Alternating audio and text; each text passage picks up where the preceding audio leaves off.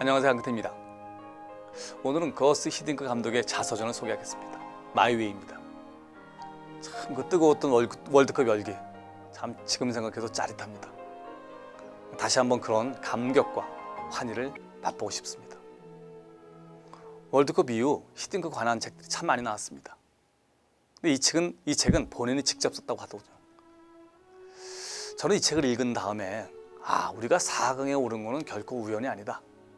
잘하면 우승도 할 수 있었을 것이다 하는 그런 생각이 들었습니다. 이 책에서 히딩크 리더십의 비결이 뭔지 한번 살펴보시죠. 첫째, 탁월한 전문성입니다. 이 책을 읽고 축구에 관한 한 그에 필적할 만한 인물이 별로 없겠구나 라는 생각이 들었습니다. 보통 우리는 한국 축구 하면 정신력과 투지는 좋지만 기술이 떨어지고 골문 처리가 미숙한 것이 문제다 라는 것이 대부분 저를 비롯한 사람들의 생각이었습니다.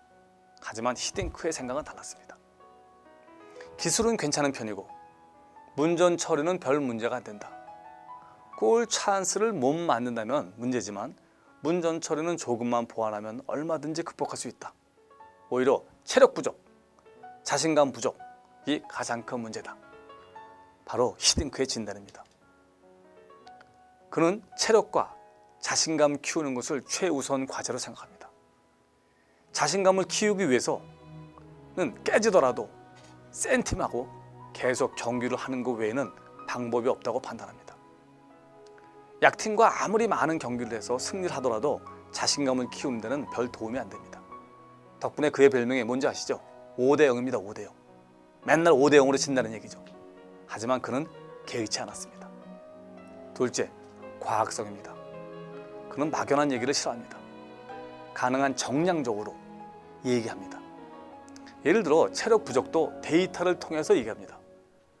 그는 몇 달 동안의 분석 작업을 통해 개량한 다음에 한국 전력을 이를 공개합니다. 이런 식입니다. 프랑스, 이태리 선수를 100으로 쳤을 때 힘과 지구력은 50점, 기술은 85점, 전술은 60점, 스피드는 80점, 자신감 60점, 경험과 불안 억제력 30점, 경기 중 커뮤니케이션과 책임감 20점, 성취동기 100점, 국가와 축구에 대한 사명감 99점. 그게 내린 그의 분석입니다. 이 데이터를 본 기자들은 충격을 받습니다. 이런 과학적 평가 자료는 한 번도 본 적도 들은 적도 없기 때문입니다. 또 이런 얘기도 합니다. 축구는 한 경기당 평균 180번 정도의 순간 동작이 나온다. 그럴 경우 회복 속도는 평균 30초다. 하지만 더 줄여야 한다. 회복력이 받쳐주지 않으면 경기를 지배할 수 없다. 대단하죠? 셋째, 철저한 선수 선발의 원칙입니다. 그는 축구를 잘하느냐, 그렇지 않느냐의 잣대로 선수를 그 잣대로만 선수 선발합니다. 그가 레알 마드리드 감독을 한 적이 있습니다. 그러다 그만두었죠. 왜? 구단주가 자기 친척을 스타팅 멤버로 기용하라는 압력 때문입니다. 축구를 오로지 실력으로만 판단해야지 거기에 정치적 요소가 끼어든다는 것을 용납하지 않는 것이죠. 그는 한국에서도 이 사실을 확실히 합니다. 축구협회가 주는 무언의 압력을 과감하게 무시합니다. 또 선수를 골라내는 안목이 뛰어납니다. 게으르다는 판단으로 고정수를 아웃시킵니다. 무명의 송정국, 김남희를 선발합니다. 이를 보면 그 사실을 알 수 있습니다. 넷째, 그는 선수를 다루는데 탁월한 재능이 있습니다. PSV에서 코치 생활을 하던 중 감독과 선수 간 갈등으로 감독이 떠나고 그에게 임시 감독의 기회가 왔습니다. 그때 그는 이렇게 얘기합니다. 감독은 너희 때문에 떠났다.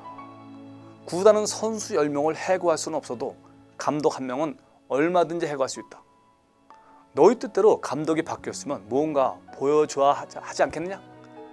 감독 때문에 실력을 발휘하지 못했다고 떠들었다면 이제부터는 너희들이 진짜 실력을 보여달라. 만약 성적이 오르지 않는다 라면 문제는 바로 너희들에게 있는 것이다. 대단한 소통 능력이죠. 그해 PSV 팀은요 1위를 차지합니다. 유로피안 컵에서 우승까지 하게 됩니다. 호마리우를 다루는 방법, 안정환을 게으르고 창의성이 없다고 자극을 해서 성과를 내게 하는 과정을 보면요 그의 사람 다루는 역량을 알 수 있습니다. 대단한 사람입니다. 5째, 그는 열심히 노력하고 배우는 성실한 지도자입니다. 그는 늘 메모하고 녹음하고 책 보고 연구하는 사람입니다. 그는 축구 외에는요 별다른 취미가 없습니다. 매일 일기 쓰면서 새로운 사실을 기록하고 떠오른 시상을 컴퓨터에 옮기는 사람입니다.